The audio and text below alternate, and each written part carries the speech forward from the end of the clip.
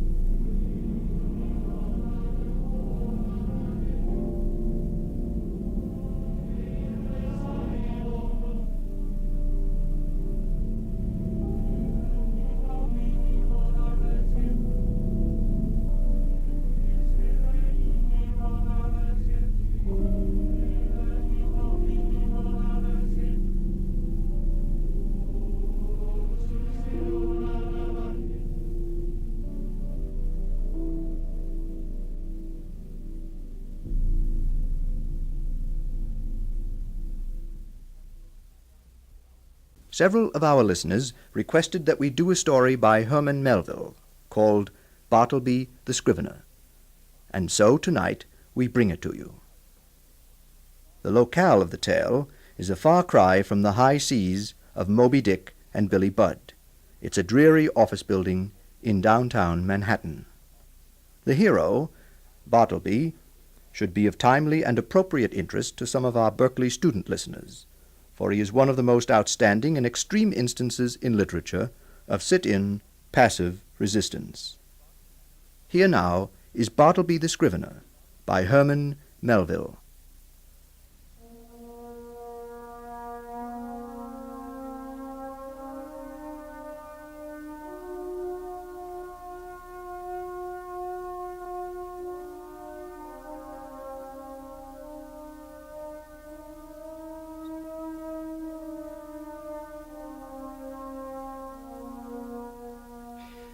The nature of my avocations for the last 30 years has brought me into more than ordinary contact with what would seem an interesting and somewhat singular set of men.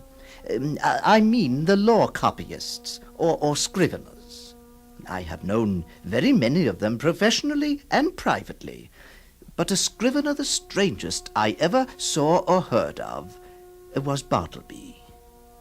I believe that no materials exist for a full and satisfactory biography of this man. He was one of those beings of whom nothing is ascertainable except from the original sources, and in this case those were very small. What my own astonished eyes saw of Bartleby, that is all I know, except, indeed, one vague report with which I will later conclude. At the period just preceding the advent of Bartleby, I had in my second-floor chambers on Wall Street 2 persons as copyists in my employment. But since the now extinct office of Master in Chancery had been conferred upon me, my avocations had been largely increased. There was now great work for scriveners, and I had advertised for additional help. Sir? Mr. Nippers, what is it? The young man is here. What young man? Who answered your advertisement? Oh, yes, where is he? There in the doorway, sir. Oh, yes, thank you, Nippers. Yes, sir. I can see that figure now. Pallidly neat, pitiably respectable, incurably forlorn. My name is Bartleby. Come in. Come right in. I sent my statement of qualification. Yes, I have it here, and very satisfactory, very satisfactory. I'm prepared to begin work immediately. Well, it's mid-morning now. Suppose we start right after noon lunch, eh? I would prefer to begin work immediately, if I may be shown my desk. Well, very well. As you see, the office is divided by the glass folding doors over here. My scriveners occupy the other half. But I need someone within easy call. So, Bartleby, you will occupy the desk here, and we will separate yours from mine by this folding screen. You see, I've placed your desk close up to that small side window. It affords no view at all, I'm afraid, except the brick wall across the shaft. But some light comes down. Well, what do you think? The arrangement will be entirely satisfactory. Well, I think so. The screen will isolate you enough for privacy, but still within my voice. Mr. Nippers, will you come here and bring a portion of the testimony? We're in the midst of an important suit at the moment. I'll start you off with a portion of that. We'll need it in triplicate. Later we can check your copies and Nippers all together. Nippers, this is Bartleby. How do you do, Bartleby? Nippers will be more than pleased with the relief of your assistance, Bartleby. He's been working well beyond his share lately. Have you the testimony, Nippers? Yes, here, sir. Thank you, Nippers. That will be all. Yes, sir. Welcome to the office, Bartleby. I can begin with the copying immediately. That will be all, Nippers. Very well, Bartleby. Here are the documents. Here. There's the paper and the ink. They're the quills. You can start here. Here. Mr. Watts, my client has requested... and so on. A fine hand, Bartleby. A fine hand. And he began as if famished for something to copy. He seemed to gorge himself on my documents. I should have been delighted with his application had he been cheerfully industrious. But he wrote on silently, palely, mechanically.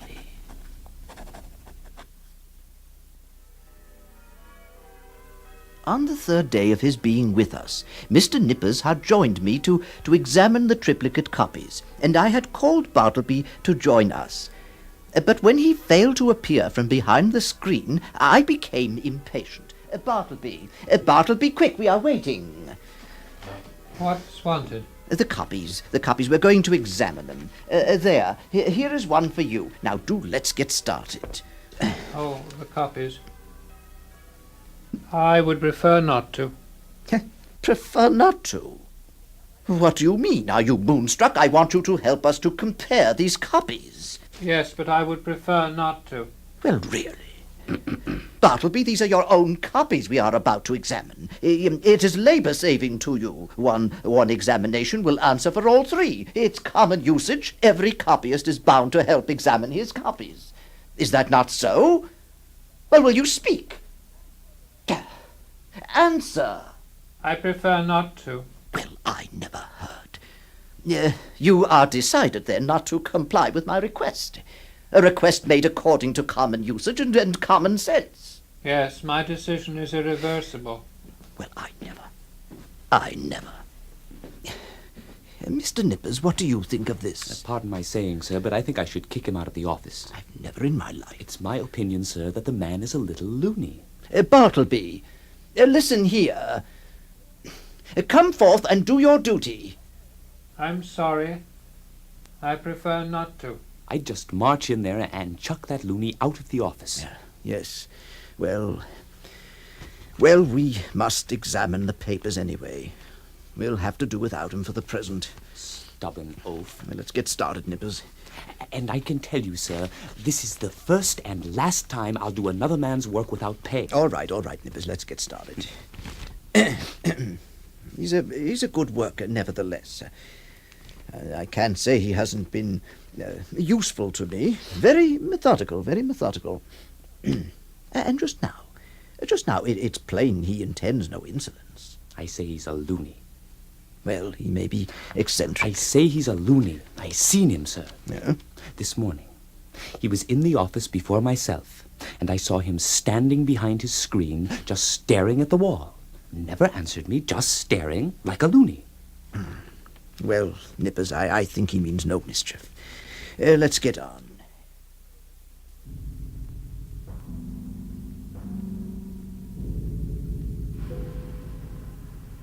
This incident was, of course, only the beginning. But the tone of my struggle with Bartleby had been set. The battle and the war had been lost in that moment when my initial outrage had given way to second thought. It was his attitude that had stopped me. Not a wrinkle of agitation rippled him, not the least uneasiness, anger, impatience, or impertinence in his manner. Yes, sir. Bartleby, when those papers are all copied, I will compare them with you. I would prefer not to. What? Surely you do not mean to persist in that mulish vagary.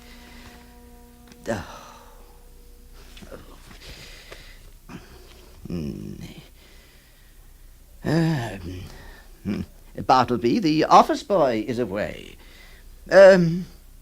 Step around to the post office, won't you, and see if there is anything for me? I would prefer not to. You will not. I prefer not. It was his passiveness that irritated me. Nothing so aggravates an earnest person as a passive resistance. I felt strangely goaded on to encounter him in ever new oppositions. Bartleby. Bartleby. Yes, sir. Go to the next room and tell Mr. Nippers to come to me. I prefer not to. Prefers not to. Very good. Very good, Bartleby. Very good, if you prefer not to. Very good indeed. A wonderful business. Just really wonderful. I have a young scrivener occupying a desk in my own office. Copies for me at the usual rate of 4 cents 100 words, but permanently exempt from examining the work done by himself. Moreover, he is never on any account to be dispatched on the most trivial errand of any sort. And even if entreated to take upon him such a matter, it is generally understood that he will prefer not to. Yes, very good, Bartleby. Very good indeed. Very good indeed. Bartleby! Yes, sir. Help me with this package. I want you to put your finger on the knot here so that I can tie it. Do you hear me? Do you hear me? Yes, I hear you. Well? I prefer not to. Don't you see that I need your assistance? Yes, I see you need assistance. Am I not paying you a salary for your assistance? Yes, you are paying me a salary for my assistance. Well, then assist me! I prefer not to. You prefer not to. Yes, I prefer not to. You prefer. You prefer. You prefer. Bartleby! Bartleby! But as the days passed on, I became considerably reconciled to Bartleby. His steadiness, his incessant industry, his great stillness. One prime thing was this. He was always there, first in the morning, continually through the day, and the last at night. I had a singular confidence in his honesty. I felt my most precious papers perfectly safe in his hands. Now, one Sunday morning, on my way to Trinity Church, and finding myself rather early, I decided to walk around to my chambers for a while. On Sunday, Wall Street is deserted. This building, which on weekdays hums with industry and life, echoes in sheer vacancy. Well, you can imagine my surprise, therefore, when upon applying my key to the door itself opened, and Bartleby, what in the world are you doing at the office on a Sunday morning? And in your shirt sleeves? I'm sorry, but I'm deeply engaged just now. I prefer not admitting you at present. What? Bartleby! My own office! Well, we shall see. But when I entered, he had retreated behind his screen.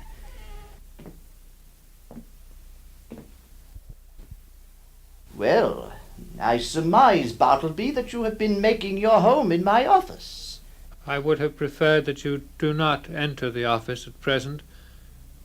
If you walk around the block 2 or 3 times, I will probably by that time have concluded my affair.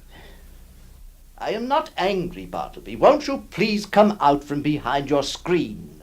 I prefer not to at present. I'm not angry. I don't know what to think about this. How can you sleep on that rickety old sofa? There are no mirrors or utensils. How can you dress or eat properly? Is your poverty so great, Bartleby? Bartleby. It's this place itself, all night, all Sunday. It's depressing, forlorn. And here you make your home. What miserable friendlessness and loneliness. What a horrible solitude. Bartleby, will you come here? I'm not going to ask you to do anything you would prefer not to do. I simply wish to speak to you. Will you tell me, Bartleby, where you were born?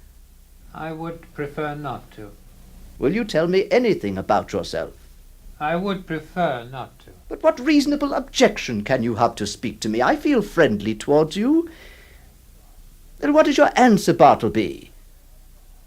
At present I prefer to give no answer.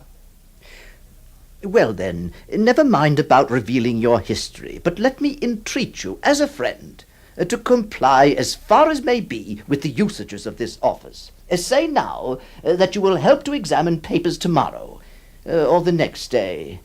In short, say now that in a day or two you will begin to be a little reasonable. Say so, Bartleby. At present I would prefer not to be a little reasonable. Bartleby, you mustn't stay here. Have you no friends or relatives? No one? What a strange fellow you are. Never speaks but to answer. I've never seen you read anything but my dreary documents, not a newspaper. What do you eat?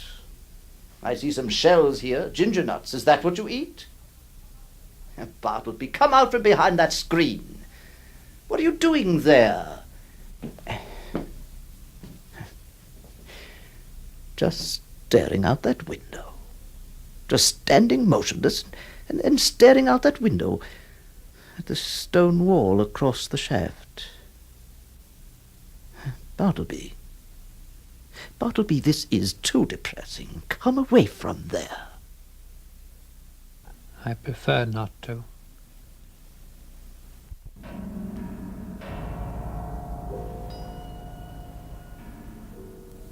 What I saw that morning persuaded me that the Scrivener was the victim of innate and incurable disorder.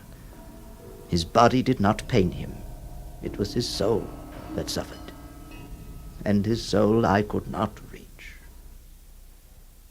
Several days later, I arrived at the office after a morning at the courts to find Nippers in a state. I'd prefer him, if you don't mind my saying, sir. I'd give him preferences. What's the matter, Nippers? Well, his lordship prefers to do no copying today. What? I brought the transcripts to him as usual, but as you can see, he prefers to stand at his window in his dead-wall reverie. All right, Nippers, I'll attend to it. I'd prefer him, if you don't mind my saying. I'd prefer him right out on his ear. Nippers, I'd prefer that you withdraw for the present. Yes, sir.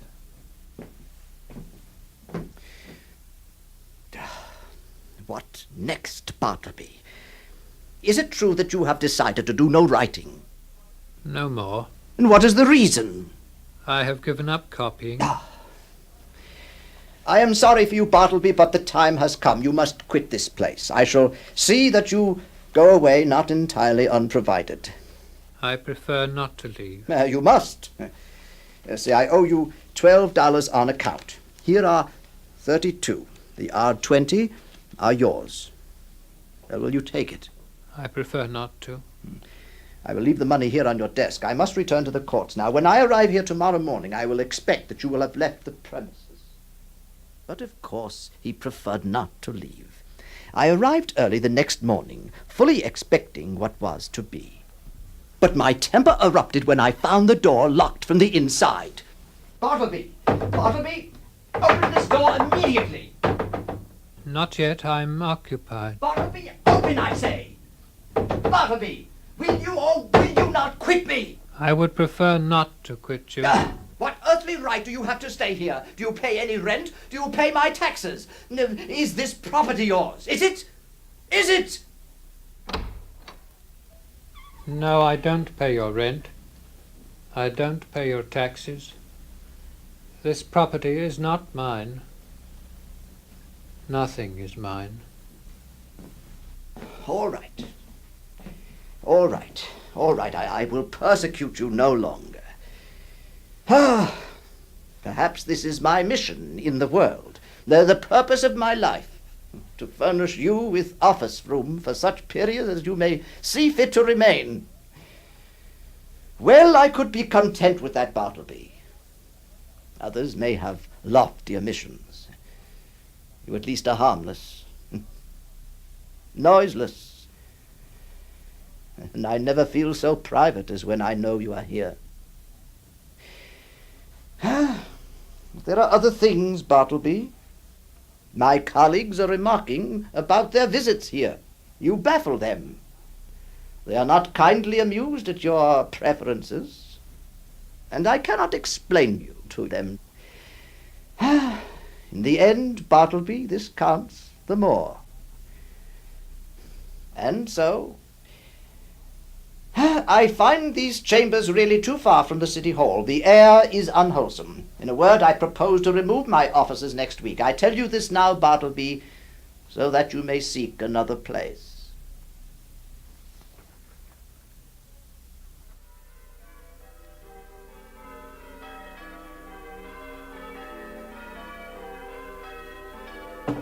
Careful with the filing cabinet. That's it. No, it won't make the door that way. Over. That's it. Take the screen next. Yes. No, not yet, Nippers. Well, you can't hide him from the movers, sir. They've already taken the desk out around him. They wanted to know, if you don't mind my saying, if he was part of the furniture. Very amusing, Mr. Nippers. Take that cabinet first. It will be lighter if you remove the drawers. We could move him along with everything else. I don't see why not. You've made a permanent fixture of him. You will see that the screen around Bartleby is the last thing to be removed from this office, Mr. Nippers. Yes, sir. When the screen was finally withdrawn, it left Bartleby standing motionless in the naked room. Well, Bartleby, are you just going to remain standing there? Bartleby, are you aware that you are the cause of great tribulation to me? Well, now, one of two things must take place. Either you must do something, or something must be done to you. Would you like to re-engage in copying for someone? No, I would prefer not to make any change. Would you like a clerkship in a dry goods store? There's too much confinement about that. Yeah? No, I wouldn't like a clerkship, but I'm not particular. Too much confinement. Why, you keep yourself confined all the time. I would prefer not to take a clerkship. How would a bartender's business suit you? I wouldn't like that at all. Though, as I said before, I'm not particular. Well then, would you like to travel through the country collecting bills for merchants? That would improve your health. I'm not particular about my health. You could be a traveling companion. You could tour Europe with some young gentleman, entertaining him with your conversation. How would that suit you? Not at all. It doesn't strike me that there's anything definite about that. I like to be stationary, but I'm not particular. Stationary. Stationary. Bartleby, will you come home with me now? Not to my office, but to my dwelling. Remain there until we can conclude upon some convenient arrangement for you. No. At present, I would prefer not to make any change at all. Well,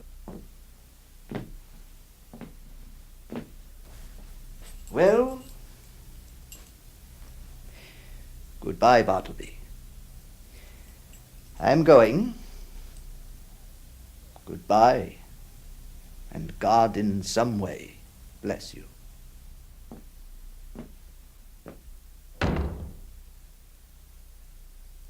I was convinced that I had done all that I possibly could to benefit Bartleby and shield him from persecution. Now I decided to put the matter completely out of mind. Several irate notes from the landlord of my previous offices followed in quick succession, which I ignored. The final one was, of course, inevitable. It informed me that the writer had sent for the police, and Bartleby had been removed to the Tombs as a vagrant.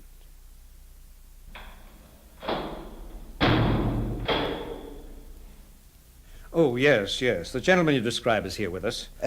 I'm here to assure you that he's a perfectly honest man.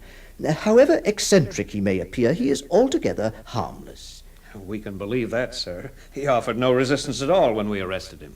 He is ill, a deep illness that needs a compassionate hand. I submit that he be allowed to remain here in as indulgent confinement as possible till something less harsh might be done. Though I hardly know what. May I ask if you're offering to take responsibility for him? No, I cannot do that. I cannot. But I will do whatever else can be done for him. Well, if nothing else can be decided, it'll be the almshouse for him. May I see him now? Oh, yes, come along this way. He's in the prison yard, I expect.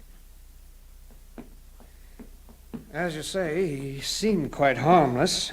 We've permitted him to wander about the yard, though he spends most of his time just standing by himself in the corner. Yes. You'll probably find him there now, staring at the wall. Him. Through here. Yes. Yeah, there he is. Over there. Thank you, officer.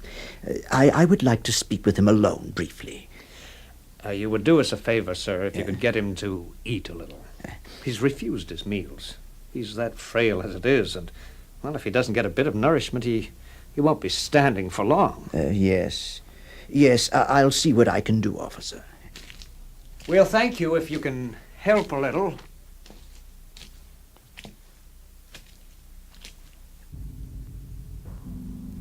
Bartleby? Bartleby, won't you turn around and speak to me? I know you, and I want nothing to say to you. It was not I that brought you here, Bartleby. And to you this should not be so vile a place. Nothing reproachful attaches to you by being here. And see, it is not so sad a place as one might think. Look, there is the sky. And here is the grass. I know where I am. Bartleby, the officer says you refuse to eat. Now, there's no reason to that. You must get some nourishment. I prefer not to dine. It would disagree with me. I'm unused to dinners. Bartleby, why do you do this? Why? I prefer...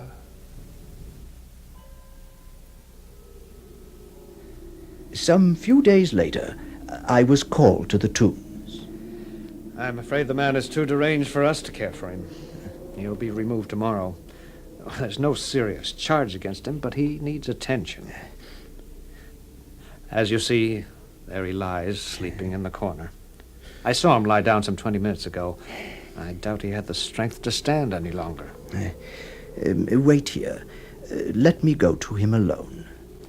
His dinner is ready, if you can get him to eat some of it. Strangely huddled at the base of the wall, his knees drawn up and lying on his side, I saw the wasted Bartleby. The thick Egyptian character of the wall seemed to weigh upon him in its gloom. But nothing stirred. His dim eyes were open. Otherwise, he seemed profoundly sleeping. Will he eat? Or does he live without eating? Lives without eating. Is he asleep, then? Yes. Yes, he sleeps. With kings and counselors.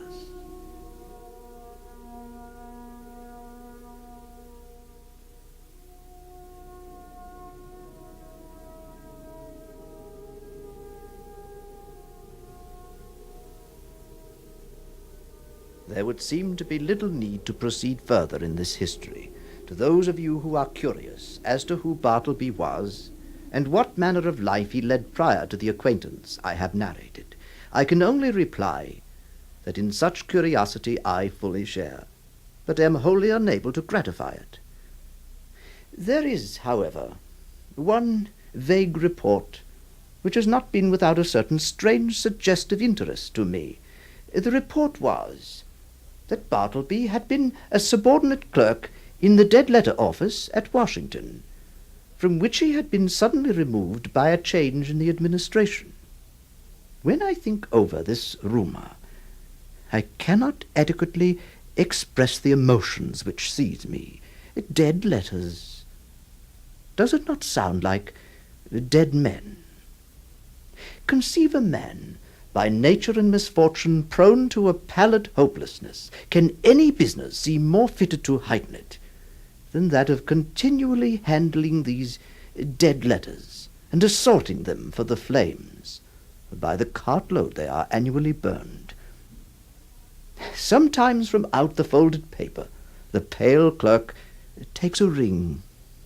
The finger it was meant for perhaps moulders in the grave. A banknote sent in swiftest charity. He whom it would relieve nor eats nor hungers any more. Pardon for those who died despairing. Hope for those who died unhoping.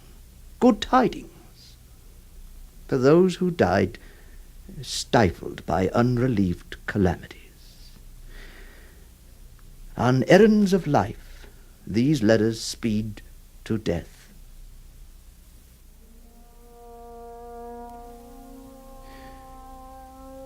Ah, Bartleby.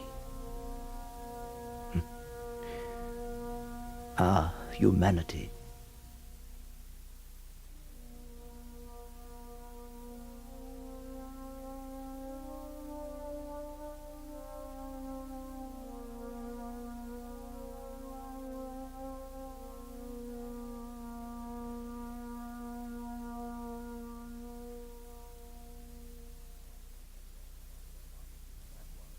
That was Bartleby the Scrivener by Herman Melville. The technical production was by John Whiting. The music was taken with certain liberties and kind permission by its composer from a composition by Douglas Leedy, and augmented with sounds from another composition by Lou Harrison. The part of Bartleby was played by Bernard Mays. Ben Jaquepetti played Nippers. The officer was played by Martin Ponch. The Master of Chancery and the adaptation of the story for radio was by your host of the Black Mass, Erik Bauersfeld. And now, good night.